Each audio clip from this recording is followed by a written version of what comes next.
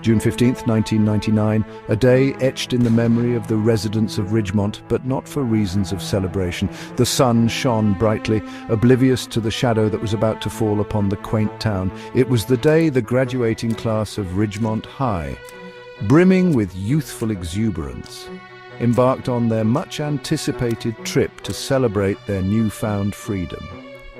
Their destination, the idyllic seaside town of Oakhaven. Little did they know, this journey wouldn't lead them to sun-kissed beaches and carefree laughter. It would lead them to oblivion. The bus departed amidst a cacophony of cheers and farewells, the air thick with anticipation.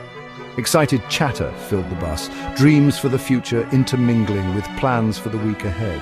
But as the sun began its westward descent, casting long shadows that stretched towards Ridgemont, the unthinkable happened. The bus and everyone in it vanished without a trace. One moment it was there, a beacon of youthful energy. The next, it was gone, swallowed by the twilight.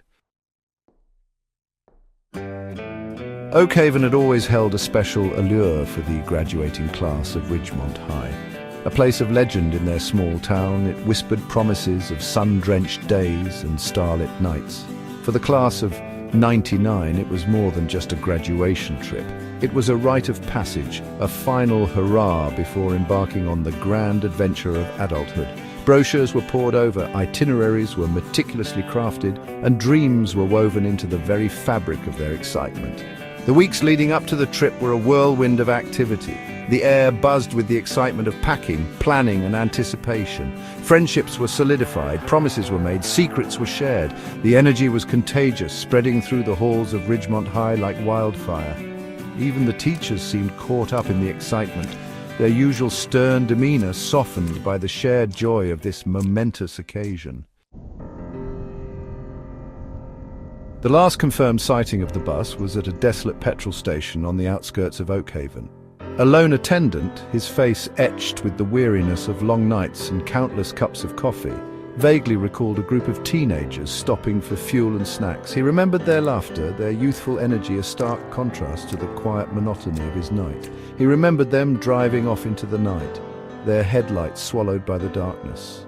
He never saw them again. When the bus failed to arrive at the pre-booked motel, alarm bells began to ring.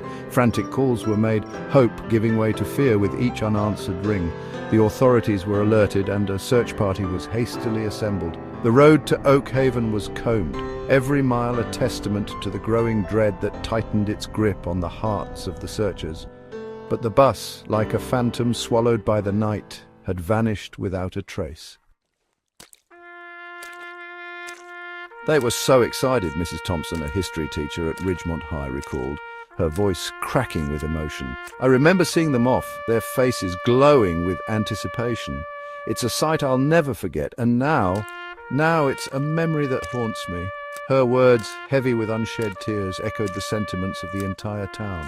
The disappearance of the class of '99 had ripped a hole in the very fabric of their community, leaving behind a void of unanswered questions and unbearable grief. I just want to know what happened to my son, pleaded Mr. Davis, his voice raw with anguish, his eyes red-rimmed and hollow. His son Mark was among the missing. He was a good boy, full of dreams. Someone must know something. His words, choked with desperation, hung heavy in the air, a chilling reminder of the human cost of this unsolved mystery. The investigation, hampered by dead ends and false leads, only deepened the mystery. Theories abounded, each more outlandish than the last. Some whispered of a mass abduction, citing the lack of any trace as evidence of something sinister at play.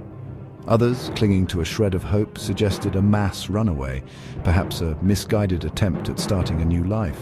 But none of these theories held water. None could fully explain the complete and utter disappearance of an entire busload of teenagers. The police, their initial confidence shaken, were baffled. The lack of evidence, the sheer impossibility of it all, left them grasping at straws. In all my years on the force, Detective Miller confessed, his face etched with frustration, I've never encountered anything like this. It's like they simply vanished into thin air.